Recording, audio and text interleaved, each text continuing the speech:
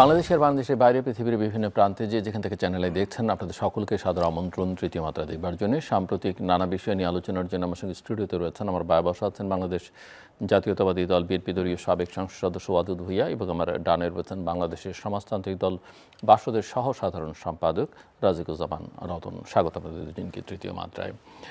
আমরা যেটা সর্বশেষ খবরে দেখলাম যে প্রধান নির্বাচন কমিশনার তার জাতির উদ্দেশ্যে দেওয়ার জন্য ভাষণ রেকর্ড করবেন আগামী বুধবারে 10 তারিখে বেতার এবং টেলিভিশনে। আমরা ধারণা করতে হয় বুধবার রাতে অথবা বৃহস্পতিবার রাতে হয়তো বা সন্ধ্যায় তিনি দিনেও অবশ্য এখন বক্তৃতাদের ট্র্যাডিশন চালু হয়েছে, নির্বাচনী তফসিল ঘোষণা করবেন এই বক্তৃতার মধ্য দিয়ে। তো আমার যেটা প্রশ্ন যে নির্বাচনের জন্য কতখানি প্রস্তুত বাংলাদেশ বলে মনে হচ্ছে ওয়াদুদ ভূঁইয়া? হ্যাঁ, আমরা আশা করেছিলাম আরও আগেই তফসিল ঘোষণা করবে। তো অবশেষে তাদেরকে ধন্যবাদ যদি করে, এখনো সংশয় আছে, এখনো ঠিক সংশয় আছে বলবো না, যদি করে অনেক ধন্যবাদ জানাচ্ছি। তো নির্বাচনের জন্য মানুষ প্রস্তুত। মানুষ বহুদিন পাবলিক ভোট দিতে পারে নাই, তারা একটা ভোট দেওয়ার জন্য খুবই আগ্রহী। যেমন ধরুন তিনটা জেনারেশন ভোট দিতে পারে নাই, তাদের লাইফে তারা ভোট কী জিনিস সেটা দেখে নাই। কারণ আওয়ামী লীগের আমলে যে ভোটগুলো হচ্ছে কোনো ভোটেই কোনো পাবলিক ভোটার অ্যাটেন্ড করতে পারে নাই। সেই কারণে উদ্গ্রীব তরুণ সমাজ, বিশেষ করে নতুন ভোটাররা এবং পুরনো ভোটাররাও বহুদিন ভোট দেখেনি। সেই জন্যই তারা ভোটের জন্য উদ্গ্রীব হয়ে আছে। শুধু জাতীয় ভোট নয়, ইউনিয়ন পরিষদের, পৌরসভার, উপজেলা এইগুলোতেও তারা সঠিকভাবে ভোট দিতে পারে নাই, কারণ এটা আওয়ামী লীগের সময় সিল মেরে নেওয়া হতো। সেদিক থেকে এবং রাজনৈতিকভাবে দলগুলো প্রস্তুত, আমরা নিজেরাও প্রস্তুত। জামাত ইসলাম যত যাই বলুক না কেন, তারা কিন্তু 1 বছর আগ থেকেই নির্বাচনী প্রচারণা শুরু করেছে, তারাও প্রস্তুত, বা অন্যান্য ইসলামিক দলগুলোও প্রস্তুত। সেই হিসেবে বলবো বাম রাজনৈতিক যারা আছে বা আমাদের যারা সহযোগী, আমরা একসাথে আন্দোলন করেছি যুগপথ, তারাও প্রস্তুত। সেই হিসাবে আমরা মনে করছি যে ইনশাল্লাহ নির্বাচনী মাঠ এবং জনগণ ভোটের জন্য প্রস্তুত। মিস্টার রাজিকুজ্জামান রতন। ধন্যবাদ। এবার অভ্যুত্থানের পরে পরিস্থিতিটা যা দাঁড়িয়েছে, নির্বাচনের জন্য কতটা প্রস্তুত এই প্রশ্নের সঙ্গে সঙ্গে এটাকেও প্রশ্ন হিসেবে দেখতে হবে, নির্বাচন কতটা প্রয়োজনীয়। যদি প্রয়োজনীয় হয় তাহলে প্রস্তুতিটা নিতেই হবে। আমরা এর আগে যতগুলো অভ্যুত্থান দেখেছি, সেই অভ্যুত্থানের পরে দেশটাকে একটা স্বাভাবিক রাজনৈতিক সাংবিধানিক গতিধারার মধ্যে নিয়ে আসার জন্য নির্বাচন ছিল অবশ্য করণীয়। যে কারণে 69-এর অভ্যুত্থানের পরে আমরা নির্বাচন হতে দেখেছি, 90-এর অভ্যুত্থানের পরেও আমরা নির্বাচন হতে দেখেছি। এবারই একটা ব্যতিক্রম আমরা দেখলাম যে অভ্যুত্থান হলো, কিন্তু মানুষ একটা অনিশ্চয়তার মধ্যে পড়ে গেল। নির্বাচন কি হবে, আদৌ হবে, কতদিন পরে হবে, হলে কিভাবে হবে, কাউকে কি নির্বাচনের মধ্য দিয়ে ক্ষমতায় নিয়ে আসা হবে, নাকি জনমতের প্রতিফলনটা নির্বাচনের মধ্য দিয়ে ঘটবে, এরকম নানা প্রশ্নে কিন্তু দেশ আলোড়িত হচ্ছে। যে কারণে আপনিও আবার এই প্রশ্নটাই করলেন যে নির্বাচন কি হবে কি না, কিংবা ওয়াদুদ ভাইও যেটা বললেন যে যদি হয়, তার মানে এখনও পর্যন্ত এই কনফিউশনটা দূর হচ্ছেই না যে নির্বাচনটি কি হবে, বর্তমান সরকার কি নির্বাচন দিতে আগ্রহী, নাকি তিনি বাধ্য হয়ে নির্বাচন দিচ্ছেন।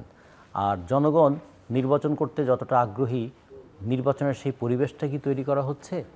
নির্বাচনের জন্য যে সামগ্রিক আয়োজন লাগে সেটা কিছুটা করবেন নির্বাচন কমিশন, বেশিরভাগটাই করবেন কিন্তু রাজনৈতিক দলগুলো সমূহ নানাভাবে তাদের তৎপরতা শুরু করেছেন। কিন্তু নির্বাচন কমিশন যতক্ষণ পর্যন্ত আনুষ্ঠানিকতার কাজটা শুরু না করছেন, ততক্ষণ পর্যন্ত রাজনৈতিক দলগুলোও কিন্তু ফুল সুইংয়ে যে কাজ করবেন সেটাও কিন্তু করে উঠতে পারছেন না। ফলে আমরা বলবো যে নির্বাচনটা প্রয়োজনীয় দুটো কারণে। একটা হলো আমাদের সাংবিধানিক ধারাবাহিকতা রক্ষা করার জন্য নির্বাচনটা দরকার। দ্বিতীয়ত হচ্ছে একটা যে অনিশ্চয়তার মধ্যে দেশ পড়েছে, যে আমরা কার কাছে চাইব, কে আমাদের দাবিগুলো পূরণ করবে। দেশের অর্থনীতিটার এই যে বেহাল অবস্থা, সেখান থেকে দায় নিয়ে কে অর্থনীতিটাকে চাঙ্গা করবে। এই জায়গায় একটা দায়বদ্ধ রাজনৈতিক শক্তিকে দেখতে গেলে সেটা তো নির্বাচন ছাড়া আর কোনো উপায়ে আসার পথ নেই। এই দুটো বিষয় ছাড়া আর একটা বিষয় আছে যেটা বলতে হয়তো একটু খারাপ লাগে, কিন্তু তারপরেও যদি বলি, বাংলাদেশের পাওয়ার ট্রান্সফার করার ক্ষেত্রে, ক্ষমতা হস্তান্তর করার ক্ষেত্রে কি পথ খোলা আছে? হয় নির্বাচন, সুষ্ঠু অবাধ গ্রহণযোগ্যদের নির্বাচনের মধ্যে দিয়ে একটা শান্তিপূর্ণভাবে ক্ষমতা হস্তান্তর, অথবা ক্ষমতা হস্তান্তর করতে না চাইলে অভ্যুত্থানের মাধ্যমে জোর করে ক্ষমতা থেকে সরিয়ে দেওয়া, অথবা রাতের অন্ধকারে সেনা অভ্যুত্থানের মধ্য দিয়ে যাওয়া। তাহলে সেনা অভ্যুত্থান, গণ অভ্যুত্থান এবং নির্বাচন, তাহলে কোনটা বেটার অপশন? সেই বেটার অপশন যদি ভাবতে হয়, তাহলে নির্বাচনের কোনো বিকল্প কি আছে? এবার প্রথমবারের মতো একই দিনে গণভোট এবং জাতীয় সংসদ নির্বাচন হচ্ছে, এবং কালকেই নির্বাচন কমিশনের সভায় সিদ্ধান্ত হয়েছে যে 1 ঘন্টা সময় বাড়িয়ে দেয়া ভোট গ্রহণের সময়, এবং মঙ্গলবার থেকে বিদেশে যেহেতু এবার প্রবাসী ভোটাররা প্রথমবারের মতো ভোট দেবেন, ব্যালট পেপার পাঠানো হবে। রিটার্নিং অফিসার তাদের নিয়োগ সংক্রান্ত ইস্যু, বা ব্যাংক থেকে আগে ব্যাংকের কর্মকর্তারা নির্বাচনী কর্মকর্তা হিসেবে কাজ করতেন, এবার সেটা নেওয়া হবে কিনা সেই সিদ্ধান্ত এখনও হয়নি। কিন্তু গণভোটের যে টেকনিক্যাল ইস্যুস, মানে 4টে বিষয়ে ভোট, 4-এর অধীনে আবার অসংখ্য ইস্যুস আছে, ভোটাররা আসলে কতটা এই বিষয়ে অবগত এবং তারা আসলে বুঝে শুনে ভোট দিতে পারবেন কিনা, এবং সেই সঙ্গে জাতীয় সংসদ নির্বাচন একসঙ্গে, কোনো জটিলতা দেখেন কিনা এই জায়গায়? সময়টা বড় সমস্যা নয়। সমস্যা হলো যে নির্বাচনের গণভোটের প্রশ্নগুলো বুঝতে পারা এবং সেই অনুযায়ী উত্তর দেওয়া। আমাদের কাছে যেটা মনে হয়, আমরা বাসদের পক্ষ থেকে শুরুতেই গণভোটটাকে আমরা প্রয়োজনীয় মনে করি নাই। আমরা মনে করেছিলাম গণভোট একটা গণবিড়ম্বনা তৈরি করবে, প্রশ্নের কারণে তৈরি করবে, নৈতিক কারণে তৈরি করবে। 4টা প্রশ্ন আছে, আমি যদি দুটো প্রশ্নে একমত হই, দুটো প্রশ্নে যদি দ্বিমত হই, তাহলে আমি কোথায় ভোট দেব, কী ভোট দেব এবং কেন দেব? যদি আমি হাঁ ভোট দেই, তাহলে একদিকে আমি যা মনে করি না, যা বিশ্বাস করি না, সেটার পক্ষে ভোট দেওয়া হয়।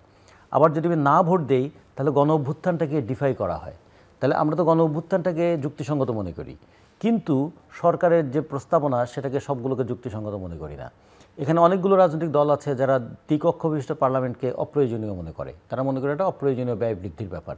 তাহলে কক্ষ বিশিষ্ট পার্লামেন্টের ব্যাপারে যার দ্বিমত আছে, আবার গণ অভ্যুত্থানটাকে যে আবার যুক্তিসঙ্গত মনে করে, সে কোথায় ভোট দেবে? এগুলো ছিল, আমি ধরি যে সাধারণভাবে একটা সচেতন ভোটারের প্রক্রিয়া। কিন্তু যারা আমরা গ্রামের সাধারণ মানুষ, তারা এই ভোট দিতে গিয়ে কী করবে? তাদেরকে যদি বলে দেয়, চাচা আপনি কিন্তু হাঁ ভোটে দেবেন, চাচি আপনি কিন্তু হাঁ ভোটেই দেবেন, তাহলে এটা কি হবে? এটা কি ভোট হবে, নাকি এটা এক ধরনের ম্যানিপুলেশন হবে? তাহলে এটা গণভোটের নামে শেষ পর্যন্ত কি একটা গণপ্রতারণায় পর্যবসিত হবে? যদি স্বাভাবিকভাবে ভোট হয়ে গণভোটে দেখা গেল 20% ভোট পড়েছে, আর পার্লামেন্টারি ইলেকশনে সব মিলে 65 কিংবা 70% ভোট পড়েছে, তাহলে জিনিসটা কি দাঁড়াবে? এর ব্যাখ্যাটা আমরা কিভাবে করব? তাহলে কি গণ অভ্যুত্থানের প্রতি মানুষের উৎসাহ, আগ্রহ, শ্রদ্ধা, ভালোবাসা, দায়বদ্ধতা সব হারিয়ে গেল? একটা জিনিস খেয়াল করে দেখুন, এর আগে যে আমাদের 3টা গণভোট হয়েছে, 3টা গণভোটেরই কিন্তু যদি বিবেচনা করি, 2টা গণভোট হয়েছে ক্ষমতা দখলের পরে, একটা নির্দিষ্ট সময়ের পরে ক্ষমতা দখলটাকে জাস্টিফাই করার জন্য। এটা হলো 87 এবং 85-তে, 77 এবং 85-তে। আর তৃতীয় যে গণভোটটা হয়েছিল, এটা 90-এর গণ অভ্যুত্থানের পরে 27শে ফেব্রুয়ারি যে নির্বাচন হলো, নির্বাচনের পরে পার্লামেন্ট গঠিত হলো। পার্লামেন্টের সকল দলের একটা সম্মিলিত সিদ্ধান্ত যে প্রেসিডেন্সিয়াল ফর্ম অফ গভর্নমেন্ট থেকে পার্লামেন্টারি ফর্ম অফ গভর্নমেন্টে এলো। যেহেতু পার্লামেন্ট আইন প্রণয়নের জায়গা, সংবিধান সংশোধনের জায়গা, ফলে পার্লামেন্টের সংবিধান সংশোধন হয়েছে, সে ব্যাপারে জনগণের সম্মতি আছে কিনা, এজন্য পার্লামেন্টারি সম্মতির বাইরেও একটা গণসম্মতির জন্য সেপ্টেম্বর মাসে গিয়ে একটা গণভোট করা হয়েছিল। সেই গণভোটে কিন্তু সবাই মিলে চেষ্টা করে 35% ভোট পড়েছিল। তার মানে 65% মানুষ ভোট দিতেই যায়নি। আর এবার ইতিমধ্যে একটা গণবিরক্তি তৈরি হয়েছে। তো এই ক্ষেত্রে ভোটটা কেমন হবে? সে কারণে আমার মনে হয় যে গণভোটের নামে এটা একটা খারাপ কথা বললে সেটা কি গণতামাশা হবে কিনা, আর যদি ভালো অর্থে বলি এটা হচ্ছে একটা গণবিড়ম্বনা হবে। কতক্ষণে ভোট দেবো, প্রশ্নগুলো পড়বো কিনা, বুঝবো কিনা, যদি আমি বুঝতে না পারে দূর ছাই যে কোনো একটা জায়গায় দিয়ে দিলাম, হ্যাঁ দিলাম বা না দিলাম, ওই যে 4টা যে প্রশ্ন দিয়ে একটাতে টিক দেওয়া মতো, এইরকম কি আমরা দিয়ে আসবো? তাহলে গণভোটের যে তাৎপর্য সেটাকে আমরা নিজে হাতে নষ্ট করে দিলাম। এই জন্য আমার মনে করি এই গণভোটের নামে এই গণবিড়ম্বটা না করলেও হতো। তারপরেও যেটা হচ্ছে, 1 ঘন্টা সময় বাড়িয়ে দেওয়াটা হয়তো সময় কিছুটা কাজে লাগবে, কিন্তু বাস্তবে ফলাফলটা খুব ভালো হবে না। মিস্টার ওয়াদুদ ভাইয়া। হ্যাঁ, আমি রতন ভাইয়ের সাথে একমত। গণভোটটা পাবলিক বুঝবেই না। গ্রামের শিক্ষিত বলবো না, অর্ধশিক্ষিত বা কম শিক্ষিত অথবা শিক্ষা নাই এমন লোকরা তো এটার কিছুই বুঝবে না। ইভেন আমাদের মতো অনেক লোকেই এতগুলো বিষয় পড়ে নাই, অ্যাটেনশন দেয় নাই। আমরা মিডিয়ার বদলতে যেগুলো যে সংস্কার বৈঠক, জাতীয় নির্বাচনের ঢামাঢোলের মধ্যে মানুষের মনোযোগ ওইদিকে যাবেও না, মনোযোগ যাবেও না। মানুষ থাকবে সিরিয়াসলি নেবে না, সিরিয়াসলি দানের শীষ বা ইত্যাদি ইত্যাদি মার্কা নিয়ে থাকবে, কিন্তু গণভোটের বিষয়টা নিয়ে ওদিকে অ্যাটেনশনও যাবে না, কর্মীদেরও যাবে না। প্রচার যারা করবে, প্রচারকও থাকবে না। এটা কে প্রচার করবে? গভর্নমেন্টের কি এত হ্যান্ডস আছে, এত কর্মী আছে যে এটার জন্য বুঝাবে বাড়ি বাড়ি গিয়ে? সেই অবস্থা নাই। তো প্রায় 84টি বিষয়গুলো এতটা সাধারণ মানুষ বা জন্য এত কঠিন যে তারা পড়লেও বুঝবে না। যে মানে আফার হাউস সে কি বুঝবে? এরকম অনেক কিছু সংস্কারের বিষয় আসছে, ভাষাগত যে অবস্থান, সেখানে বেশিরভাগ ভোটাররা বুঝবেও না, পড়বেও না। 100 পাতার এই সমস্ত জিনিস পড়ার মতো কার ধৈর্য আছে? আপনার আছে কিনা আমি জানি না, আমার অন্তত নাই। তো সেক্ষেত্রে দেখা গেল যে যত জাতির প্রশ্নে আমি হয়তো পড়লাম কোনো একটা বিশেষ প্রয়োজনে, কিন্তু একটা সাধারণ ব্যবসায়ী, ছোট ব্যবসায়ী, পেশাজীবী, একটা সবজি ব্যবসায়ী, সাধারণ শ্রমিক, কৃষক, রিক্সাওয়ালা, এরা তো এটা করতে পারবে না। অতএব এই জায়গায় গিয়ে তারা ভুল করবে, হাত জায়গায় না, নাচ জায়গায় হ্যাঁ, অথবা তারা এই ভোটটা এড়িয়ে যাবে। আর আমার তো মনে হয় না যে রাজনৈতিক দলগুলো এই প্রচারণায় গণভোটের ইস্যুতে খুব সিরিয়াস নেবে, কারণ নিজেদের যান বাঁচায় তাই অবস্থা বাদ দিয়ে, নিজেদের ভোট বাদ দিয়ে গণভোটের বিষয়ে কথা বলবে না। এতে করে আমার সন্দেহ হচ্ছে যে জিনিসটা রতন ভাই যেমন বলছে, এই জিনিসটা সরকার করা ঠিক হয়নি, অন্য কোনো ওয়েতে যাওয়া উচিত ছিল। ওই যে উনি বললো না, একটা প্যাকেজ আছে 4-5টা পয়েন্ট, তো আমার 2টা পয়েন্ট আমার পছন্দ হয়েছে, আরেকটা 2টা পয়েন্ট আমার পছন্দ না, তো আমি কি করে দেব? 2টা তো পছন্দ, হাতে দেবো না নাতে দেবো? হাতে দিলে যেটা অপছন্দ সেটাও আমি তার পক্ষে চলে যাচ্ছি, নাতে দিলে যে 2টাতে আমার পছন্দ সেটার বিরুদ্ধে চলে যাচ্ছি, ইত্যাদি চিন্তা ভাবনা করে সচেতন লোকরাও, সচেতন, আমি শিক্ষিতদের কথা বলছি, সচেতন লোকরাও এই জায়গা থেকে বিরত থাকার সম্ভাবনা আছে। তৃতীয়ত আরেকটা সম্ভাবনা আমার মনে হচ্ছে, সন্দেহ হচ্ছে, আওয়ামী লীগের যে ভোটাররা দেশে আছে এবং বাড়িঘরে আছে, যারা ভোট দিতে যাবে বা না গেলেও ওদেরকে যদি আওয়ামী লীগ যদি পাঠায় যে তোমরা অন্তত না ভোটটা দিয়ে আসো, গণভোটের না ভোটটা দিয়ে আসো, তাহলে আওয়ামী লীগের বিরাট একটা অংশ না ভোটে যাওয়ার সম্ভাবনা আছে। তো সেই হিসাবে এটা, এই গণভোটটা খুবই গণবিড়ম্বনা। জি, আপনি যেহেতু আছেন, আমি আরেকটা প্রশ্ন করতে চাই। বিএনপি চেয়ারপারসন বেগম খালেদা জিয়া বেশ অসুস্থ, সংকটাপন্ন অবস্থায় আছেন এবং বাইরে নিয়ে যাবার চিন্তাও হচ্ছে, আবার শারীরিক ধকল সামলাতে পারবেন কি না। ভারপ্রাপ্ত চেয়ারম্যান দেশে আসতে পারছেন না এখনো পর্যন্ত।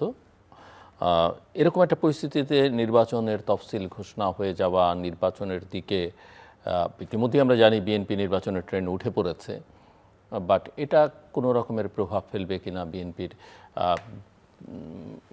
নির্বাচনী কর্মকাণ্ডে, বা যে কোনো সময় যে কোনো ধরনের পরিস্থিতি এদিক সেদিক হয়ে গেলে, সেটা মিস্টার রহমানের আশার দিক থেকে হোক না আশার দিক থেকে হোক, বেগম জিয়ার সুস্থতা বা অসুস্থতার বেড়ে যাওয়ার দিক থেকে হোক? না, ইনশাল্লাহ ওইরকম কোনো সমস্যা হবে না। আমরা তো এটা দল, আমাদের নেতা যেখানেই থাক, যেভাবে থাক, সেটা তো আমরা মানবো, ফলো করব। আর জাতি তো ইন্টারনেটের যুগে এটা এমন কোনো আড়ালে মনে হয় না। যদি তাই হতো তাহলে আপনার এই যে ইরানের খোমেনি এত বছর দেশের বাইরে থেকে, নেট নাই, ইন্টারনেট নাই, কিছু নাই, এই অবস্থায় যে বিপ্লব ঘটিয়ে দিল এবং সরকার প্রতিষ্ঠা করলো, এবং আপনার ধরেন পাকিস্তানের বেনজির ভুট্টোর কথা যদি বলি, তারপরে আপনার নওয়াজ শরীফের কথা যদি বলি, তারা তো একাধিকবার নির্বাসনে ছিল, তারা নির্বাসনের থেকেও তো দল চালিয়েছে, নির্বাচন চালিয়েছে। তো আমাদের দলীয় যে অবস্থান সেটা যেমন প্রতিদিন এখন আমাদের চেয়ারম্যান, ভারপ্রাপ্ত চেয়ারম্যান বৈঠক করছে, আজকে ছাত্রদল উপজেলা ভিত্তিক সকল ছাত্রদল নেতাদের সাথে সারা দেশের বৈঠক হচ্ছে, গতকাল জেলাভিত্তিক হয়েছে। আগামীকালকে যুব দলের জেলা ভিত্তিক হচ্ছে। প্রতিদিন 2-4-5টা করে আমাদের বিভিন্ন এলাকায় 10টা-5টা করে গণসংযোগ কিন্তু ওনার হচ্ছে। তো উনি তো উনি তো গণসংযোগটা করবে আমার সাথে, উনি তো সাধারণ ভোটার কাছে করবে না, উনি তো একটা কর্মীর কাছে করবে, নেতার কাছে করবে। সেই জিনিসগুলো উনি লিড করছে। অতএব ইনশাল্লাহ কোনো সমস্যা আমি দেখি না। আর বিএনপি এত বড় একটা দল, যদি সমস্যা আমরা অনুভব করি তাহলে আমরা আছি কেন? আমরা যে এতগুলো নেতা বাংলাদেশে আছি, আমরা আছি কেন? আমরা আমাদের দলের পক্ষে, নেতার পক্ষে, আমাদের নেতৃত্ব দেশেই এখন পর্যন্ত আছে। ইনশাল্লাহ অবস্থা একটু একটু উন্নত হচ্ছে। তো নেত্রী উপস্থিত থাকা এটাও আমাদের জন্য বিশাল একটা শক্তি। যেমন ধরুন নেত্রী এখন সিটি স্ক্যানে পজিটিভ ভালো রেজাল্ট আসছে, ইয়েতে এন্ডোস্কোপিতে ওনার দেখা গেছে ওনার যে লিভারে রক্তক্ষরণ হতো সেটা বন্ধ হয়ে গেছে।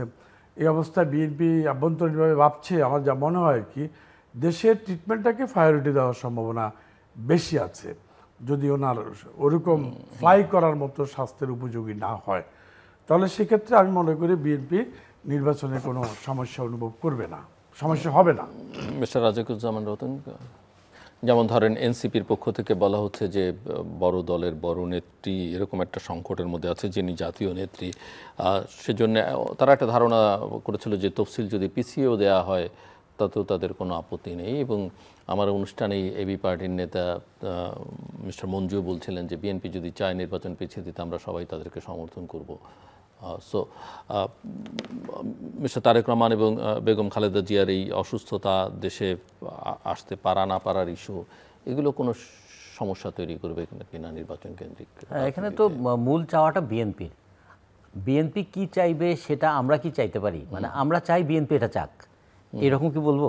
যে যে না, আপনি কি দেখছেন আর মানে আপনার কাছে কি মনে হচ্ছে? এখন যে জিনিস, দুটো জিনিস আছে যে আমাদের দেশে বেদনার শক্তিটাও কিন্তু অনেক বড়। খালেদা জিয়া দীর্ঘদিন নিপীড়িত হয়েছেন, জেল খেটেছেন, শারীরিক স্বাস্থ্যের নানা ধরনের অবনতি হয়েছে। একসময় দেশের বাইরে চিকিৎসা করতে যেতে চাইতেন বারবার, বা নিয়ে যাওয়ার কথা বলা হয়েছেও, তাকে যেতে দেওয়া হয় নাই। এখন পরিস্থিতি পাল্টেছে, তার দেশের বাইরে যাওয়ার সুযোগটা আছে, কিন্তু সেই শারীরিক সক্ষমতাটা নেই। এইটা নিয়ে মানুষের মধ্যে কিন্তু বিএনপির কর্মীদের মধ্যে তো বটেই, অন্যদের মধ্যেও কিছুটা উদ্বেগ আছে, সহানুভূতির জায়গাটা আগের চেয়ে হয়তো একটু বেড়েছে। কখনো কখনো সহানুভূতির শক্তিও কিন্তু দলকে শক্তি যোগায়। তো ফলে আমার কাছে মনে হয় যে বিএনপি এটা বিএনপির মতো করে ট্যাকেল করবে। আর তাদের নেতা ভারপ্রাপ্ত চেয়ারম্যান দেশের বাইরে থেকেই তো দল পরিচালনা করছেন গত 15 বছর ধরে। ফলে আগামী নির্বাচনের আগেও তিনি সেভাবে পরিচালনা করবেন। তাদের দলের নেতাকর্মীরা যদি সেটা মেনে নেয় তাহলে আমাদের তো এটা নিয়ে কিছু বিষয় বলার নেই, মাথা ব্যথা থাকার কোনো কারণ না। আমাদের এই অনাবশ্যক মাথা ব্যথা অনেক সময় সন্দেহ উদ্রেক করে। তা আমরা মনে করি বিএনপি এই বিষয়টা তাদের মতো করে ট্যাকেল করবে। কিন্তু আমাদের যেটা দেখা দরকার যে নির্বাচনটা যেন সুষ্ঠু হয়। আমাদের তো একটা শ্রেষ্ঠ নির্বাচনের কথা বলা হয়েছে না, আমাদের দেশে নাকি এইবার আমরা একটা শ্রেষ্ঠ নির্বাচন দেখব। তা আমরা বলি যে ভাই শ্রেষ্ঠ নির্বাচন প্রত্যেকেই ডিক্লেয়ার করেছে, কিন্তু আমরা একটু সুষ্ঠু নির্বাচন দেখতে চাই। কারণ 14 সালের নির্বাচনটাও তো ভালো নির্বাচন হয়েছিল, সেই সময় নির্বাচন কমিশনার বলেছিলেন, শামসুলুদা বলেছিল যে 18 নির্বাচনেও খুব ভালো নির্বাচন হয়েছে। 24-এর নির্বাচন তো অসাধারণ। সেনাপ্রধান আজিজ তো একটা নির্বাচনের পরে 18 পরেই বোধহয় বলেছেন ইতিহাসের সেরা নির্বাচন। তো এইরকম কোথাও এরকম নির্বাচন দেখেছি। ফলে আমাদের ওই ঘোষণা দিয়ে সেরা করার চাইতেও বাস্তবে যেন সুষ্ঠু হয়, সেটাই আমাদের প্রত্যাশা। তাহলে হবে কি, নির্বাচনকে কেন্দ্র করে একটা জবাবদিহিমূলক জায়গায় দেশটাকে আমরা নিয়ে যেতে চাই। গত 15 বছরের সবচেয়ে বড় সমালোচনাটা আমাদের কি ছিল? নির্বাচন ছিল না, জবাবদিহি ছিল না, দমনপীড়ন ছিল। মানে শাসন ক্ষমতায় যারা আছেন তাদের ইচ্ছা অনুযায়ী হাসতে হবে, তাদের ইচ্ছা অনুযায়ী প্রশ্ন করতে হবে, এবং তাদের ইচ্ছা অনুযায়ী তাদের উত্তরটাই আবার প্রকাশ করতে হবে। এগুলো তো আমরা দেখেছি। এরপরে যেন বাংলাদেশ সেই দিকে না যায়। বাংলাদেশ যেন বলতে পারে যে আমরা খারাপ আছি, আমরা ভালো আছি এটা বলার লোক অনেক আছে, আমরা খারাপ আছি, আমাদের ব্যাংকটা ভালো নাই, আমাদের শেয়ার মার্কেট ভালো নাই, আমাদের কৃষকরা ভালো নাই, আমাদের শ্রমিকদের মজুরিটা ভালো হচ্ছে না, আমাদের নারীরা নিরাপদে পথ চলতে পারছে না, আমাদের ধর্মীয় সংখ্যালঘু যারা তারা নিরাপত্তাহীনতায় ভোগে, পাহাড় এবং সমতলের মধ্যে সম্প্রীতি নাই। এই নাই কথাটা রাষ্ট্রের কাছে বলতে, রাষ্ট্র তখন উদ্যোগ নেবে এই নাইটাকে কিভাবে আছেতে রূপান্তরিত করা যায়।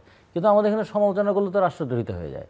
সমালোচনা করলেই তো কখনো কখনো মনে হয় রাষ্ট্রের ভাবমূর্তি নিয়ে টানাটানি করা হচ্ছে। তার মানে কি এমন একটা মানে শাসন ব্যবস্থা আমরা পরিচালনা করতে চাই যেখানে সবসময় প্রশংসা শুনবো? ওই যে একসময় বলতো না যে জাহাপনা প্রিয় কথা বলবো না প্রয়োজনীয় কথা বলবো, তো জাহাপনা মুস্কি এসে বলতো প্রিয় কথাই বলো। তা সবাইকে প্রিয় কথাই বলতে থাকবে, তাহলে কি গণতন্ত্র চর্চা হবে? গণতন্ত্র মানে মত প্রকাশ করা নয়, গণতন্ত্র মানে হচ্ছে দ্বিমত প্রকাশ করা। দ্বিমত প্রকাশ করে আমি যেন স্বাভাবিক থাকতে পারি, দ্বিমত প্রকাশ করার পর আমি যেন আতঙ্কে থাকতে না হয়, দ্বিমত প্রকাশ করেও আমি যেন মর্যাদা নিয়ে বাঁচতে পারি, এইরকম একটা পরিবেশ দেশে হোক। কোনো একটা সরকার ক্ষমতা আসার পরে 5 বছরে তিনি যেভাবে দেশ পরিচালনা করছেন, জনগণ যদি সেটাকে ঠিক মনে না করেন, পরের 5 বছর ভোট দিয়ে যেন সেটাকে মানে পাল্টে দিতে পারেন, এইরকম একটা জায়গা থাকলে হবে কি, যারা ক্ষমতা থাকবেন তাদেরও একটা দায়বদ্ধতা তৈরি হবে। যে কোনো দায়হীনতা বা দায়মুক্তি দুটাই কিন্তু স্বৈরাচারের মানসিক ভিত্তি তৈরি করে। আমরা সেরকম ব্যবস্থা দেখতে চাই না, সে কারণে মনে করি নির্বাচনটা সুষ্ঠু হোক, নিয়মিত হোক। সো মিস্টার রতনের এই কথার সূত্র ধরে আমি জাস্ট আপনি কি মনে করেন, এবং একই সঙ্গে আমার প্রশ্ন, উনি বারবার সুষ্ঠু নির্বাচনের কথা বলছেন, সুষ্ঠু নির্বাচন বা ভালো নির্বাচন বা অ্যাকসেপ্টেবল ক্রেডিবল ইলেকশন বলতে যা বোঝায় সেটার জন্য আসলে প্রস্তুতিটা দেখা যাচ্ছে কিনা? এর সঙ্গে অনেকগুলো প্রশ্ন, আইন শৃঙ্খলা রক্ষাকারী বাহিনীর প্রস্তুতি, তারা কতখানি প্রস্তুত, প্রশাসন কতখানি তৈরি, প্রশাসনের সঙ্গে সরকারের বা প্রশাসনের উপরে সরকারের নিয়ন্ত্রণ কতখানি, সশস্ত্র বাহিনীর ভূমিকা কী হবে, বিশেষ করে সেনাবাহিনীর, এবং সেই ভূমিকা তারা কতখানি রাখতে সক্ষম ওই অর্থে তারা তার পুলিশের ভূমিকা অবতীর্ণ হতে পারবে না, সেখানেও সরকারের সঙ্গে তার সংযোগ কী, রাজনৈতিক দলগুলোর মধ্যে আমরা নানা বিভাজন, মেরুকরণ, মানে আমরা জুলাই অগাস্টে যে ঐক্য দেখেছি, এখন তো একেবারেই পুরো নানা রকমের মতভিন্নতা, কাদা ছোড়াছুরি, সেটা দেখা যাচ্ছে, নানা ধরনের জোট হচ্ছে। এবং প্রশ্ন যেটা আরও, যে একটা অংশগ্রহণমূলক অন্তর্ভুক্তিমূলক নির্বাচন হবে কিনা, আওয়ামী লীগের নির্বাচনে অংশগ্রহণ করবার ইস্যুটা কী হবে, তাদের ভোটারদের অবস্থা কী হবে, আওয়ামী লীগের বাইরে আরও কিছু রাজনৈতিক দল আছে, তারা আসলে যদিও তারা তাদের কার্যক্রম স্থগিত না, নিবন্ধন স্থগিত না, কিন্তু তারা কোনো প্ল্যাটফর্ম কোথাও পাচ্ছে না, তারা স্বাভাবিকভাবে তাদের কার্যক্রম পরিচালনা করতে পারছে না। তো এই রকম অবস্থা, এবং এগুলো নানা ধরনের জটিলতা তৈরি করতে পারে বলে অনেকেই মনে করছেন। ওদিকে জামায়াতের নেতৃত্বে 8 দলীয় একটা ইসলামী জোট হয়েছে, তারা তাদের নানা রকমের বক্তব্য এখনও রেখে যাচ্ছে, এটা আগে করতে হবে, ওটা করতে হবে, এটা না করলে এটা হবে না। তো সব মিলিয়ে আসলে কি পরিস্থিতিটা কতখানি অনুকূল একটা উৎসব সেরা নির্বাচনের জন্য, অথবা মিস্টার রতন যেটা বলেছেন যথার্থই বলেছেন, সুষ্ঠু নির্বাচনের জন্য আমার সেরাও দরকার নেই, উৎসব মুখরও দরকার নেই, আমার একটা সুষ্ঠু নির্বাচন। হ্যাঁ, সেটা ইলেকশন কমিশন যেটা বলছে, কয়েক শতাব্দীর বা কয়েক দশকের মধ্যে সেরা নির্বাচন। এটা মনে হয় সরকার বেশি বলছে, ইলেকশন কমিশন ঠিক সেই অর্থে বলছে, সরকারও বলছে, কমিশন কমিশন চ্যালেঞ্জিং হবে সেটাও বলছে আবার। তো এটা বাংলাদেশের ট্র্যাক রাখা দায়, কে কখন কি বলে, সকালে কি বলে, বিকালে কি বলে, সেটা আবার আমরা বিগত সময় আওয়ামী লীগের সময় শামসুল হুদাকে দেখেছিলাম। শামসুল হুদা বলেছিল যে 71 সালের নির্বাচন উপহার দিলাম, 71 সালে যেভাবে 70 সালের নির্বাচন উপহার দিলাম, 70 থেকে এই পর্যন্ত এত সেরা নির্বাচন হয়নি। তো সেরকম নির্বাচন আমাদের প্রয়োজন নেই। আমাদের প্রয়োজন, রতন ভাই যেটা বলছেন, সুষ্ঠু, নিরপেক্ষ এবং ইনক্লুসিভ একটা নির্বাচন হলে বিতর্কের ঊর্ধ্বে থাকবে সব কিছুতে। ইনক্লুসিভ না হলেও কিন্তু একটা সমস্যা আছে, এটা কিন্তু বিএনপি ফিল করে। অপরদিকে নির্বাচনটা কতটুকু, আপনার প্রশ্নের প্রেক্ষিতে বলছি যে কতটুকু মানে ক্রেডিবল হবে, কতটুকু সুষ্ঠু হবে, এই ব্যাপারে কিছু সমস্যা দেখা দিতে পারে। কারণ সরকারের আইনশৃঙ্খলা পরিস্থিতি খুব একটা উন্নতি হয়নি দেশের। এই সরকারকে বলা যায় একটা দুর্বল সরকার, যে কোনো সরকার থেকে দুর্বল একটা সরকার। তো সেই দৃষ্টিকোণ থেকে যদি আপনার ভোট হয়, সরকারের হয়তো ইচ্ছা আছে, ইলেকশন কমিশনের সদিচ্ছা আছে, ডক্টর ইউনূস সাহেবের একদম ক্লিয়ার ইচ্ছা আছে, কিন্তু ইচ্ছা আর বাস্তবায়ন এক কথা নয়। বাস্তবায়ন করতে গেলে দেখা গেল যে ওনার যে শক্তি সামর্থ্য দরকার, পুলিশের যে একটা স্ট্রেংথ দরকার, সেটা কতটুকু আছে। সরকার যদি পুলিশকে রিফর্ম করার জন্য যদি অ্যাটেনশন খুব বেশি দিত, তাহলে এটা আরও ভালো হতো আর কি, আমাদের এই শঙ্কার জায়গাটা কমে যেত। এখন যদি সেনাবাহিনীকে খুব সিরিয়াসলি ইনভলভ করে, ইভেন ভোট কেন্দ্রের ভিতরে বাইরে, পাশাপাশি ধরেন আমাদের আনসার আছে, বিজেপি আছে, এদেরকেও যদি প্রোভাইড করে ইলেকশনে খুব ভালোভাবে, তাহলে সুষ্ঠু নির্বাচন করা সম্ভব। তবে একটা আশঙ্কার কথা হলো এই জায়গায় প্রশাসনের বা বিভিন্ন মানে বাহিনীতে যারা আছে তারা কিন্তু ম্যাক্সিমাম বিভিন্ন মতের পথের, তারা কিন্তু এক মতেরও না বা নিরপেক্ষও না, তাদের হৃদয়ে অন্য কিছু ধারণ করে। যেমন গত 15 বছরে যারা নিয়োগ প্রাপ্ত হয়েছে এবং প্রশাসনিক বিভিন্ন স্টেজে বসে আছে, এরা কিন্তু আওয়ামী লীগের নিয়োগকৃত এবং আওয়ামী লীগ বাছাই করে নিয়োগ দিয়েছে। তারা ছাত্রলীগ কিনা, তারা আওয়ামী লীগের ফ্যামিলির কিনা, তারা বিএনপির কিনা, জামাতের কিনা, ওটা হলে বাদ দাও, বিএনপি বা অন্য দল হলে বাদ দিয়ে শুধু আওয়ামী লীগদেরকে চাকরি দাও। সেই হিসাবে প্রশাসনের মধ্যে ম্যাক্সিমামই উপরে যাই থাকুক মানসিকভাবে আওয়ামী লীগের বিষয়গুলোকে তারা লালন করে এবং লালনের পাশাপাশি তাদের অস্তিত্বের, ভবিষ্যৎ অস্তিত্বের প্রশ্নটাও তারা এখানে চিন্তা করে। এর মধ্যে আবার কিছু কিছু বিএনপি থাকতে পারে প্রশাসনে, কিছু কিছু জামাত থাকতে পারে। তো যেহেতু গত 10 বছর, প্রায় 12 বছর, 14 সালের পর থেকে জামাত আওয়ামী লীগের সাথে আঁতাত করে রাজনীতি করছে, খুবই আন্ডারগ্রাউন্ডে করেছে, সেই হিসাবে জামাতের অনেক লোক এখন প্রশাসনে আছে, অনেক যেমন সচিবালয়ের অনেক অফিস কর্মকর্তা, জামাতের কর্মকর্তা প্রমোশন পেয়েছিল, কিন্তু বিএনপির কর্মকর্তারা প্রমোশন পায়নি, যাদের ফ্যামিলি ব্যাকগ্রাউন্ডে একটু মাত্র আছে। কিন্তু জামাতেরটা নানাভাবে ওদের প্রমোশনটা হয়ে গেছে। তো সেই হিসাবে ধরেন এখন ডিসি যারা নিয়োগ হয়েছে, এখানে অনেকগুলো ডিসি কিন্তু জামাত ইসলামের সমর্থন করে, আর বাকিরা আওয়ামী লীগ সমর্থন করে, মনে মনে, প্রকাশ্যে তো আর করে না। এই প্রশাসনিক যদি হয়, দ্বিধাবিভক্ত হয়ে যায়, আমাদের মতো যারা বোর্ডটাকে নিয়ন্ত্রণ করবে, আমরা যখন এখন বিএনপি, ইসলামিক দলগুলো এবং এনসিপি, বিভিন্ন দল যে আমরা জুলাই আন্দোলনের মতো আমরা যে ওই স্পিডে নাই, ভিন্ন স্পিডে চলে গেছি, সেই অবস্থাও যদি প্রশাসনের মধ্যেও থাকে, ভোটের সময় যদি পরিলক্ষিত হয় এবং সেটা যদি প্রতিফলিত হয়, তাহলে নির্বাচন সুষ্ঠু না হওয়ার সম্ভাবনা বেশি। 1, 2 নম্বর হলো একটি দলের নির্বাচনকে আওয়ামী স্টাইলে করার পরিকল্পনার কথা ফার্স্ট। ইসলামী ব্যাংকের কর্মকর্তাদের সাথে জামাত ইসলামের নেতারা জুম মিটিংয়ে বা অনলাইন মিটিংয়ে বলেছে যে এদেশের মানুষ জামাত ইসলামকে বারবার ঠকিয়েছে, অতএব তোমরা যারা ভিতরে থাকবে তারা ঠিক আওয়ামী স্টাইলে ভোট করে ফেলতে হবে, ভোট নিয়ে নিতে হবে। আর যারা ভিতরে থেকে আওয়ামী স্টাইলে ভোট করার ক্ষমতা তোমাদের নাই, তোমরা বাইরে আমাদের সংগঠনের নেতাকর্মীদের সাথে থাকবে। এই যে একটা ইনস্ট্রাকশন দিল, এটা আবার বাইরে প্রকাশিত হলো, জুলকারনাইনও বোধহয় এটা নিয়ে কথা বলেছে বা পোস্ট করেছে। তো আল জাজিরার সাংবাদিক, সবাই তো চিনবে না, চিনবেন, সেজন্য একটু ব্যাখ্যা দিয়ে বললাম। তো আল জাজিরার সাংবাদিক জুলকারনাইনও যেহেতু আশঙ্কা করছে, তারা যেহেতু ফলো আপে থাকে, আপনারা যেমন ফলো আপে থাকেন, সেক্ষেত্রে কিন্তু ইসলামিক দলগুলোর পক্ষ থেকে একটা আশঙ্কা আছে, যেহেতু তাদের অতীত ব্যাকগ্রাউন্ডটা মানে খুব বেশি ভালো না। আমরা যখন ছাত্র ছিলাম, বিশ্ববিদ্যালয়ে ছিলাম, তখন আমরা দেখেছি যে ওদেরকে বলা হতো হাত কাটা রক কাটা পার্টি বলা হতো, পা কাটা রক কাটা হাত কাটা পার্টি বলা হতো। তো তাদের ওইরকম একটা ট্রেন্ড তখন ছিল যে দ্বিমত হলেই রক কেটে দাও, হাত কেটে দাও। এটা হয়তো এই প্রজন্ম, 3টা প্রজন্ম এটা হয়তো দেখে নাই, জানে না, যার জন্য তারা হয়তো বিশ্বাস করবে না। কিন্তু তারা যদি গুগল ঘাটাঘাটি করে বা বিভিন্ন জায়গায় পেছনের দিকে যায়, যে চট্টগ্রাম বিশ্ববিদ্যালয়ে, আমি নিজেই সাক্ষী, চট্টগ্রাম বিশ্ববিদ্যালয়ে আমি প্রেসিডেন্ট থাকা অবস্থায় চট্টগ্রাম বিশ্ববিদ্যালয় তারা দখল করেছে, কীভাবে ফায়ার করে, মানুষ মেরে, গুলি করে, এটা মানে দেশে দেশে যুদ্ধের মতো করে, হঠাৎ করে গেরিলা হামলার মতো করে পুরো ক্যাম্পাস, এটা তো আর প্রাইভেট ইউনিভার্সিটি না, ছোট্ট একটা ক্যাম্পাস, ওটা তো কয়েক মাইল ক্যাম্পাস, এই ক্যাম্পাসে যে রণক্ষেত্র করে তারা দখল করেছে, রক্তাক্ত করে, হাত কেটে, আমাদের নেতাদেরকে এইভাবে শোয়াই 2 হাত কেটে ফেলেছে হামিদ নামে একজনের। রাজশাহী ইউনিভার্সিটিতে একইভাবে দখল করেছে গুলি করে।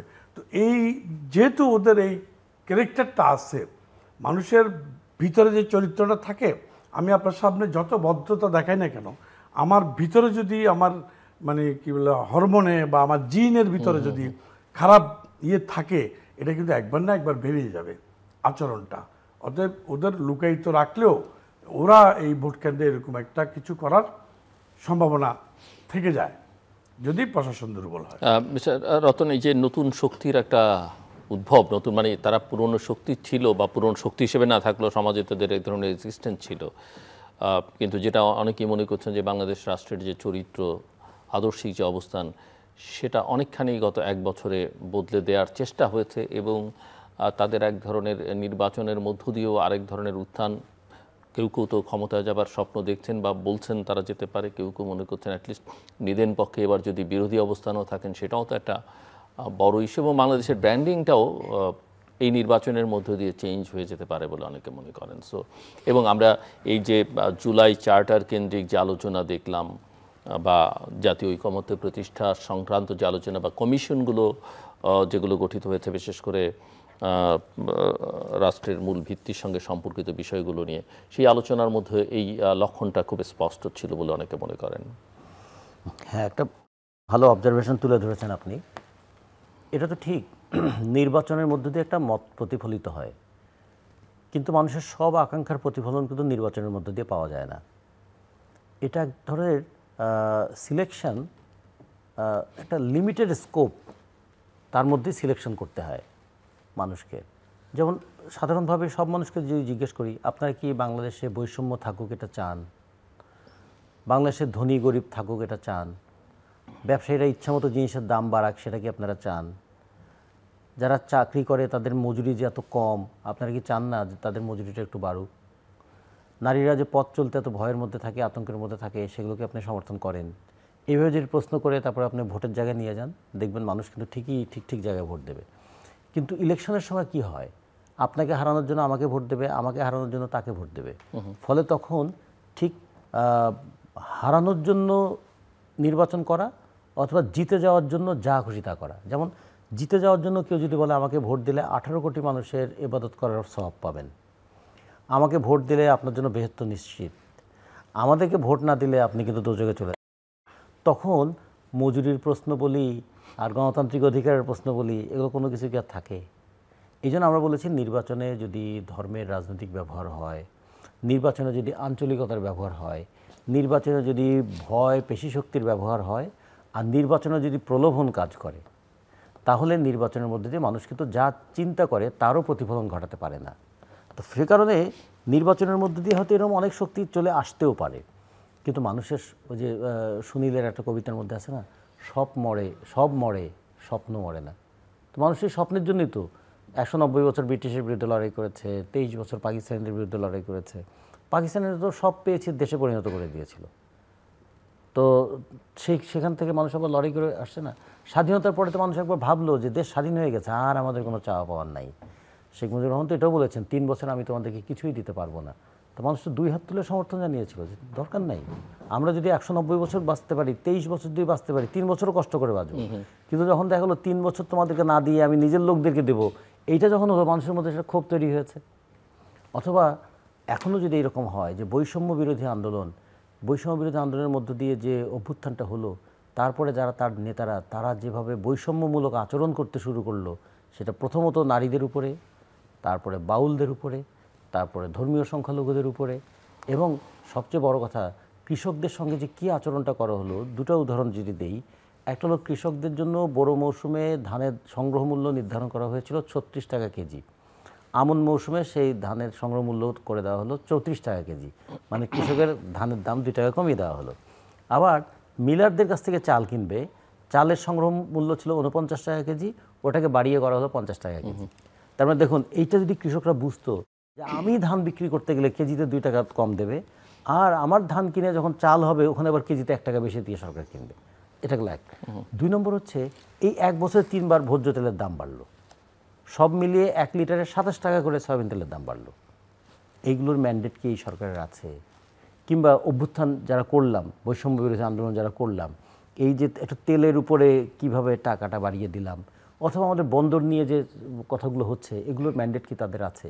এই প্রশ্নগুলো সমাজের মধ্যে আলোচিত হওয়া, মানুষকে আলোড়িত করার জন্য একটা রাজনৈতিক চর্চা দরকার ছিল, কিন্তু সেই চর্চাটা হারিয়ে গেল। ফলে খেয়াল করবেন, আপনি যে আশঙ্কাটা করছেন ওইটা পরিকল্পিত একটা হতে পারে, যে মানুষকে সব ভুলিয়ে দাও, সব ভুলিয়ে দিয়ে একবার যদি হানাহানি মারামারির মধ্যে মানুষকে লিপ্ত করে দেওয়া যায়, তাহলে মানুষ হানাহানির মধ্যে লিপ্ত থাকতে তার যে দৈনন্দিন প্রয়োজনগুলো So, আপনি সেই আশঙ্কাটাও করছেন, সেই আশঙ্কা মানে violence-এর। সম্ভাবনা না বলেও আমি বলবো যে সেটার বাস্তবতা তৈরি করে ফেলা হচ্ছে। Okay. হ্যাঁ, এমনভাবে তৈরি করা হচ্ছে যে মনে হচ্ছে মানুষ ইনভলভ হয়ে যাবে এখানে। তো এইটা একটা জাতিকে কিন্তু পিছিয়ে দেওয়ার একটা চেষ্টা হবে। কিন্তু আবার আরেক দিক থেকে দেখুন, শেষ পর্যন্ত মানুষ তো লড়েই তো, হয়তো 10 বছর 5 বছর। আওয়ামী লীগের তারা কি ঘুণাক্ষরও কখনো ভেবেছিল যে তাদেরকে এভাবে ক্ষমতাটা ছাড়তে হবে? আচ্ছা, উন্নয়নের দশক পালন করার পরে আইয়ুব খান কি কখনো ভেবেছিল তাকে ক্ষমতা ছাড়তে হবে? অথবা দেশের রাজনীতিতে নতুন ধারার প্রবর্তক এরশাদ, সে কি কখনো ভেবেছিল যে তাকে এইভাবে ক্ষমতা ছাড়তে হবে? ফলে অনেকটা এইরকম, চীনের রাজারা নাকি চীনের প্রাচীর তৈরি করেছিলেন এই কারণে যে ওই দিক থেকে বিদেশি শক্তি যেন আক্রমণ করতে না পারে। কিন্তু যতবার আক্রমণ হয়েছে প্রত্যেকটা কিন্তু ওই চীনের প্রাচীরের বাইরে অন্য দিক থেকে। ফলে ওরা যেটাকে তাদের প্রতিরক্ষা ব্যূহ মনে করে, জনগণের বিক্ষোভ কিন্তু অন্য দিক থেকেও সঞ্চারিত হতে পারে। আরেকটা প্রশ্ন, যেটা আমি আবার নির্বাচনের প্রসঙ্গেই একটু ফেরত যাই, যেহেতু অন্তর্ভুক্তির প্রশ্ন, অংশগ্রহণমূলক নির্বাচনের প্রসঙ্গটা আছে। আমরা লক্ষ্য করছি যে আন্তর্জাতিক মহল কিন্তু ফাঁকে ফাঁকে বলতে চেষ্টা করছে নির্বাচনটা অন্তর্ভুক্তিমূলক হতে হবে। জাতিসংঘ বলেছে, আমাদের প্রতিবেশীরা তো এখন প্রায় নিয়মিতই সে কথা বলছেন, অন্যান্য দেশগুলো, এবং অনেকে মনে করেন যে এবং নির্বাচন যদি কোনো কারণে একটা দেশের ভেতরে প্রশ্নের মধ্যে পড়ে যায়, এটা বাইরের থেকে আরও ভবিষ্যতে জোরালো হয়ে উঠতে পারবে। সেক্ষেত্রে যারা ক্ষমতায় যাবে তাদের জন্য পরিস্থিতিটা খুব একটা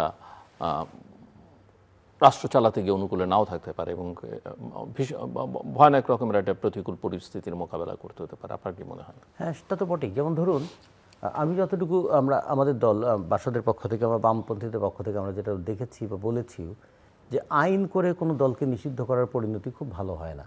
যে কারণে বিএনপির দিক থেকেও কিন্তু আমরা খুব বেশি এটা দেখি নাই যে বিএনপি বারবার বলেছে নিষিদ্ধ করার ক্ষেত্রে। একটা দল তার তৎপরতার কারণে জনগণের কাছে অপ্রাসঙ্গিক হয়ে ওঠে। যেমন যে মুসলিম লীগের হাত ধরে পাকিস্তান হয়েছিল, সেই মুসলিম লীগ কিন্তু পাকিস্তানেই অপ্রাসঙ্গিক হয়ে পড়েছিল। কেন পড়লো? 54 নির্বাচনে এই ধরাশায়ী হয়ে গেল কেন মুসলিম লীগ? তাহলে মানে রাজনীতিতে কোনো একটা দল অপ্রাসঙ্গিক হয়ে ওঠে যখন সে জনগণের চিন্তার বিপরীতে দাঁড়ায়। তো এটা আমরা ভেবেছিলাম, কিন্তু সেই সময় দেখুন এমন একটা মব তৈরি করার চেষ্টা করা হয়েছিল যে মবের কাছে মূল্যবোধ হারিয়ে যাচ্ছিল, মবের কাছে গণতান্ত্রিক চেতনা হারিয়ে, ফলে অনেকে কিন্তু চুপ করেছিল। এখন যখন অন্তর্ভুক্তিমূলক নির্বাচনের প্রশ্ন আসবে, তখন এই প্রশ্নগুলো তো আসবেই। আচ্ছা, আওয়ামী লীগের নেতারা পালিয়ে গেল, আওয়ামী লীগের এমপিরা পালিয়ে গেল, আওয়ামী লীগের সঙ্গে যুক্ত ব্যবসায়ীরাও হয়তো পালিয়ে গেল, কেউ বাইতুল মোকাররমের ক্ষতিপতি নিয়ে কিছুদিনের জন্য পালিয়ে থাকলেন, ঠিক আছে, সবাই পালিয়ে গেল। কিন্তু আওয়ামী লীগের সঙ্গে যুক্ত সাধারণ কর্মীরা, তারা কি দেশ ছেড়ে পালিয়ে গেল? তারা দেশে আছে না? এই মানুষগুলোকে আপনি কি করবেন? ফলে এই মানুষগুলোকে তো এই দেশেরই তো তারা জনগণ, এই দেশের মানুষ, তো তার দলের নেতা বা তাদের দলের কর্মকাণ্ডের জন্য তাদের হয়তো নানা গঞ্জনা সহ্য করতে হচ্ছে। যে নেতারা দুর্নীতি করেছেন তাদের বিচার হবে, এগুলো ঠিক, প্রত্যেকেরই বিচার হওয়া উচিত। কিন্তু আমরা তো এই কথা বলে একটা রাজনৈতিক চেতনার সঙ্গে যুক্ত মানুষকে সমাজ থেকে নাই করে দিতে পারি না, নিষ্ক্রিয় করে দিতে পারি না, অফ করে দিতে পারি না। ফলে তখন কি হবে? তাদের মতামত অন্যভাবে ভেন্টিলেটেড হবে। তো এই কারণে আমার মনে হয় যে আগামীতে বহুদিন পর্যন্ত এই প্রশ্নটা আমাদের ফেস করতে হবে যে রাজনীতিটা কিভাবে পরিচালিত হবে, রাজনীতির নীতিটা কি হবে। রাজনীতির নীতিটা কি এরকম হবে গায়ের জোরে কণ্ঠরুদ্ধ করা? তা নয়। গায়ের জোরে কণ্ঠরুদ্ধ করলে জনগণেরও একটা গায়ের জোর আছে, জনগণের গায়ের জোরটা হয়তো কিছুদিন পর পর আসে, সেটা অভ্যুত্থান রূপে আসে, কিন্তু জনগণ সেটা তো সহ্য করে না, মেনে নেয় না। তা আমরা মনে করি যে কথাটা বলছে অন্তর্ভুক্তিমূলক এই দিক থেকে দেখা উচিত, জনগণের দাবিগুলো নির্বাচনী বিষয়ের মধ্যে অন্তর্ভুক্ত হচ্ছে কিনা, গণতান্ত্রিক চেতনাটা অন্তর্ভুক্ত হচ্ছে কিনা। নির্বাচন মানে by any means power grab করা, যার মানে আমি ক্ষমতাটাকে একটা বৈধতা দেওয়ার যে জায়গা, সেইটা যেন না হয়, ক্ষমতায় যেন জনমানুষের অন্তর্ভুক্তিটা থাকে। সেই দিক থেকে অন্তর্ভুক্তিমূলক নির্বাচন হতে পারে। আর অভ্যুত্থানের পরে কিছু পরিস্থিতি হয়, অভ্যুত্থানের ধরুন এইটুকু বলে আমি শেষ করি, 5ই আগস্ট যদি অভ্যুত্থানটা না হতো তাহলে কি হতো? তাহলে যারা অভ্যুত্থান প্রচেষ্টার সঙ্গে ছিল তাদেরকে কি পরিমাণ নিপীড়ন সহ্য করতে হতো? ঠিক তেমনি 5ই আগস্টে যখন অভ্যুত্থানটা হলো, তাহলে যারা আবার পরাজিত হলো তাদেরকে কিছু নিপীড়ন ভোগ করতে হচ্ছে। এই জায়গায় অন্তত ল অ্যান্ড অর্ডার সিচুয়েশনটা যেন ঠিক থাকে, এটা দেখা উচিত ছিল। আর মানুষ যেন বিচার পায়। আমরা তখন স্লোগান তুলেছিলাম না, we want justice, justice for all. কোনো একটা জায়গায় ইনজাস্টিস হলে এটা তো সমস্ত জায়গায় তার প্রভাব ছড়িয়ে পড়ে। ফলে অভ্যুত্থানের পরেও একটা জাস্টিসের জায়গা দরকার ছিল, কিন্তু আমরা সেই জায়গাতেও কিন্তু একটা ঘাটতি লক্ষ্য করেছি, যার খেসারত এখন আমাদের অনেককে দিতে হচ্ছে। মিস্টার ওয়াদুদ ভাইয়া, জি, যে প্রশ্নটা করেছিলাম যে আন্তর্জাতিক মহলও এই বক্তব্য দিচ্ছে যে একটা অন্তর্ভুক্তিমূলক নির্বাচন এবং কাউকে নির্বাচনের বাইরে রেখে নির্বাচন, এবং নির্বাচন যেভাবে হয়ে যায় এবং এই নির্বাচন যদি দেশের ভিতরেই নানা কারণে প্রশ্নবিদ্ধ হয়, তখন ওই প্রশ্নটাও তো দেশের ভিতরে তো হবেই, দেশের বাইরে থেকে আরও জোরালোভাবে আসবে। যে হ্যাঁ, যেহেতু জুলাই বিপ্লব হয়েছে, জুলাই আন্দোলন মানে অভ্যুত্থান হয়েছে এবং আওয়ামী লীগের বিগত দিনের কর্মকাণ্ডে দেশের মানুষ খুবই বিরক্ত, অসন্তুষ্ট এবং মানে তারা নিজেরাই ছাপ্পারার। সেই হিসাবে দেশে যতটুকুই হোক না কেন, বাইরে কিন্তু এটা প্রশ্ন উঠবে, সমালোচনা হবে। সেই জন্য বিএনপির পক্ষ থেকে কিন্তু ওদেরকে বাইরে রাখার বিষয়টা ওভাবে বিএনপি বলা হয়নি, কখনো বলেনি। তো আমরাও মনে করি যে এটা ওদেরকে নিষিদ্ধ করাটা ঠিক না করে ওদের দলের বিচার করা উচিত ছিল, দলের। সেটা কিন্তু সেরকম কোনো মামলা তো ফাইল হয়নি। নাই, রাজনৈতিক দলের বিচার যদি হতো, যে আওয়ামী লীগ সরকারে গিয়ে মানে মূল কথা হচ্ছে আইনি প্রক্রিয়ায় সমাধান হতো, আইনি এক্সিকিউটিভ অর্ডারে না। মানে ব্যক্তির বিচার হচ্ছে, দলগতভাবে তারা যে অপরাধ করেছে, অন্যায় করেছে, খুন খারাপি করেছে, অর্থ পাচার করেছে, এগুলোতে প্রশ্রয় দিয়েছে, কিন্তু সেই অভিযোগ তো ফ্রেম করা সেই হয়নি। বিচারটা যদি হতো নিষিদ্ধের থেকে অনেক ভালো হতো।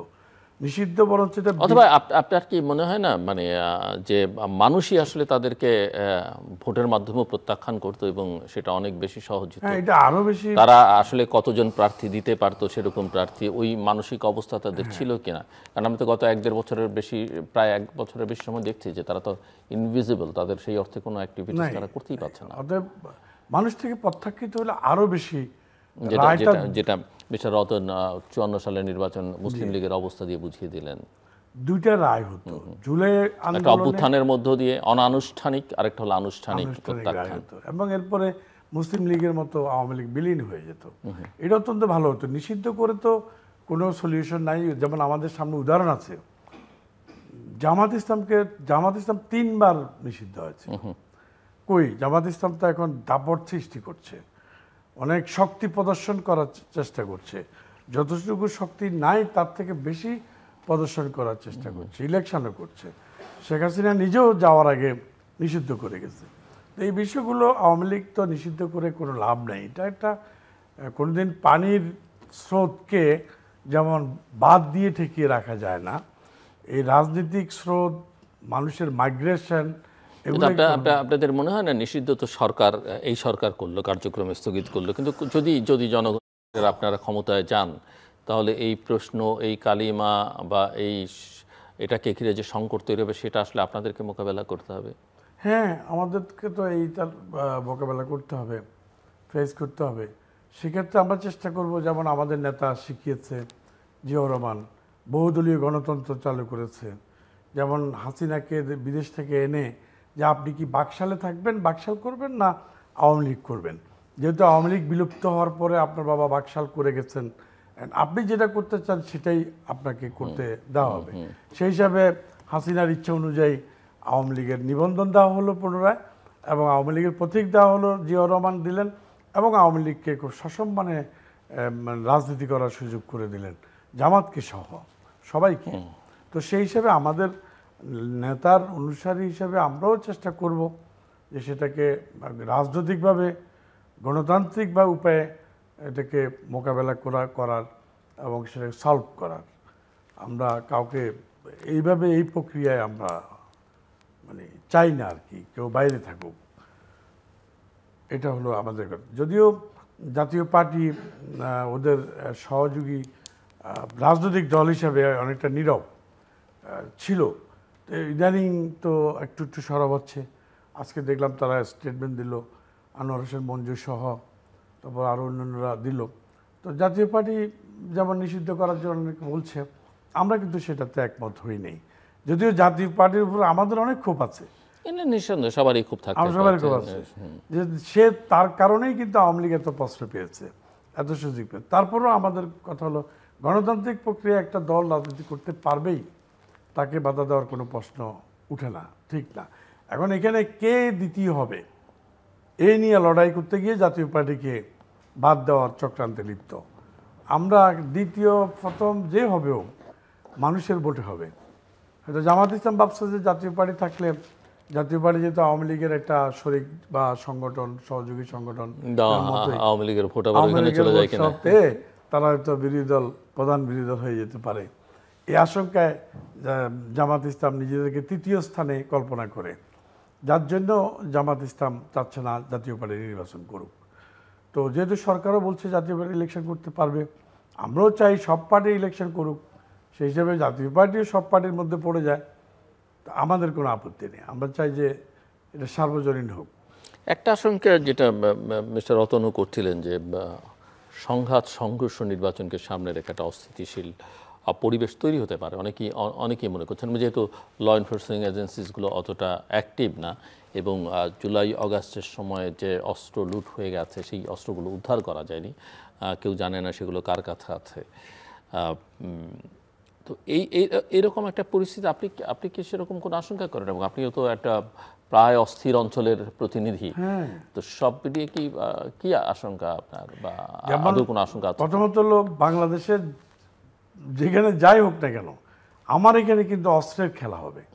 অস্ত্রের খেলা বিএনপি বা গণতান্ত্রিক দলগুলোর পক্ষ থেকে না, ওখানে আপনার যারা আঞ্চলিক দল তাদের যেহেতু প্রার্থী থাকবে, জেএসএস এর প্রার্থী থাকবে, ইউপিডিএফ এর প্রার্থী থাকবে, এরা একটু বড় দল, তো ওদের আর্মস ক্যাডাররা ভোটারদেরকে কিন্তু আর্মস প্রদর্শন করে বলে এই মার্কা এই প্রতীকে ভোট দিতে হবে, নাহলে পরের দিন সব ব্লাস্ট ফায়ার করবো, বাড়ি জ্বালিয়ে দেবো, গ্রাম জ্বালিয়ে দেবো।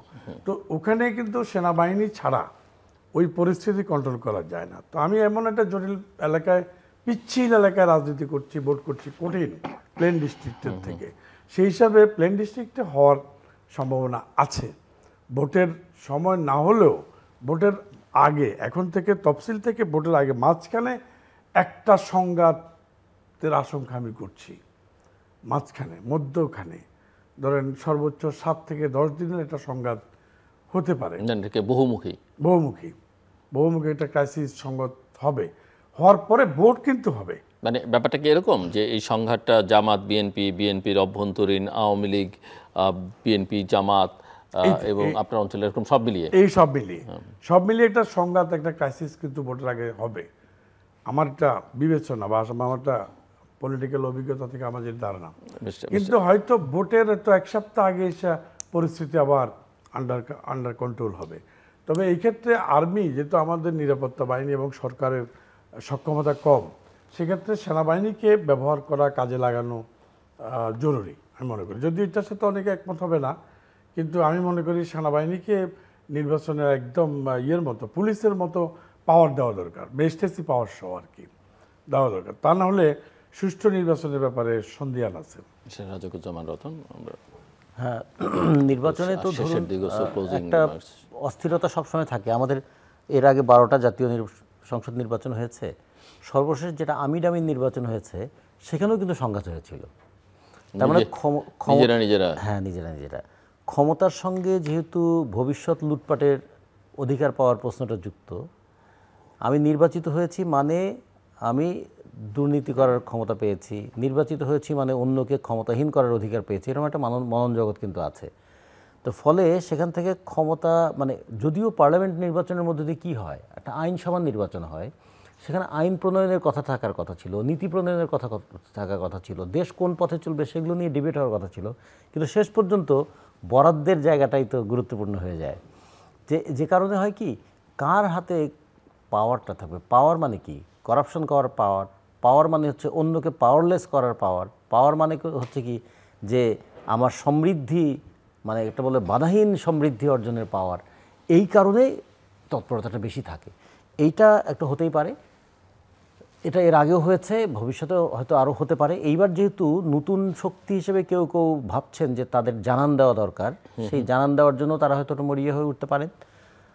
আর যেটা হলো যে এই নির্বাচনে আমাদের পুলিশের ধরুন যদি 1.25 লাখ থেকে 1.5 লাখ সদস্য থাকবেন, বর্ডার গার্ড, তারপর অন্যান্য সেনাবাহিনী সব মিলিয়ে ধরেন আরও লাখখানেক, এবং সব মিলিয়ে যদি আনসার 4.5 লাখ, হ্যাঁ সব মিলে 6 লাখ থেকে 7 লাখ একটা ডিপ্লয়মেন্ট থাকে।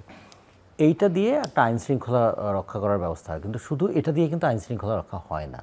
আইন শৃঙ্খলার অনেকটা কিন্তু স্ব-আরোপিত শৃঙ্খলা লাগে। নির্বাচনের সময় ওই স্ব-আরোপিত শৃঙ্খলাটা কতখানি থাকবে তার উপর নির্ভর করবে নির্বাচনটা কতখানি শান্তিপূর্ণ হবে। মিস্টার ওয়াদুদ ভাইয়া, রতন ভাই যেটা বলছে আসলে ওইটাই, আমাদের ভোটারদের এবং নেতাকর্মীদের পার্টিগুলোরও মানসিক চিন্তা থাকতে হবে যে মানে আইন শৃঙ্খলাটা যেন ভালো থাকে, আমি যেন আইনের বৈপরীতে কিছু না করি, তাহলে আইন শৃঙ্খলা বাস্তবায়নটা খুব সহজ। সর্বশেষ একটা কথা বলে শেষ করব, সময় তো নিশ্চয়ই কম। তো আমাদের নেতা তারেক রহমান সাহেব বলেছেন যে আমরা ক্ষমতায় গেলে দুর্নীতির লাগাম টেনে ধরবো। তো এটা আমরা বলতে পারি যে অনেকে প্রশ্ন করতে হয় হোয়াট ইজ ওয়ে, মানে ওয়েটা কি। সেক্ষেত্রে আমরা যেমন বলি, যেমন শিক্ষা বোর্ডে দেখা যায় যে একটা সার্টিফিকেটে যদি ভুল হয় বা ইচ্ছে করে ভুল করে দেয়, সেটা সংশোধন করতে গার্ডিয়ানকে অনেক খরচ করতে হয়, ঘুষ দিতে হয় এবং চামড়া মানে জুতা ক্ষয় করে ফেলতে হয়। সেই জায়গাটাতে আমরা হাত দেব। বিদ্যুৎ বিল এবং বিদ্যুৎ মানে ব্যবস্থাপনার যেই জিনিসগুলো আছে, অনিয়মগুলো আছে, বিল বেশি দেওয়া কম দেওয়া, সেই জায়গাগুলোতে আমরা হাত দেবো। শিক্ষা অধিদপ্তরের ওয়াল নাকি টাকা খায়, শিক্ষকরা এভাবে বলে, সেই জায়গাগুলোতে আমরা নার্সিং করব যাতে শিক্ষকরা এই লাঞ্ছনার শিকার না হয়। স্বাস্থ্য বিভাগে সরকার কিন্তু ওষুধ দেয়, যে সরকার আসুক খুব ভালো পরিমাণে ওষুধ দেয়, পাবলিক কিন্তু কোনো ওষুধ পায় না, রোগী ওষুধ পায় না। এটা হসপিটালের 3য় এবং 4র্থ শ্রেণীর কর্মচারীদের সিন্ডিকেট থাকে, তারা ওষুধগুলো বাইরে চালান করে দেয়।